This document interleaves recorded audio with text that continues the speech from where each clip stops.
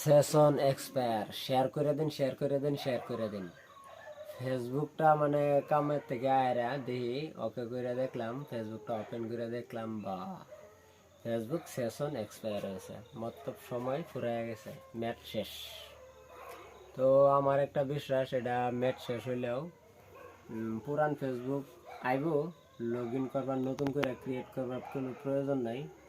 পুরান দিয়ে আইব, হয়তো ভাইলে 2-1 দিন সময় লাগবে, 24 ঘন্টা 36 ঘন্টা 48 ঘন্টা সময় লইতে পারে। তো এটার লাগিয়া টেনশন লেবার দরকার পড়ে না, কতক্ষণ ওয়েট করুন লাগবো, কিছু সময় ওয়েট করলে হয়তো ভাইলে আইব। আর পুরান আইডি সবেরই দরকার আছে, যারা যারা ফেসবুক প্রোফাইল দিয়ে কাম কাজ করতেছে, প্রোফাইল দিয়ে কাম কাজ করে, পেজ দিয়ে কাম কাজ করে, এসবের খুবই প্রয়োজন। তা দরকারি এটার লাগে আর কি এখানে চিন্তা ভাবনা করবার কোনো প্রয়োজন নেই। যেরকম নাকি কিবা একটা এক দেশের থেকে আরেক দেশে গেলে যেরকম ফার্স্ট ভিসা টিসা বানায় লয়ে যাওয়া, বা এটা এক্সপায়ার হয়ে গেলে আবার রিনিউ করা লাগে, সেম এরকম কোয়ালিটি ধরছে।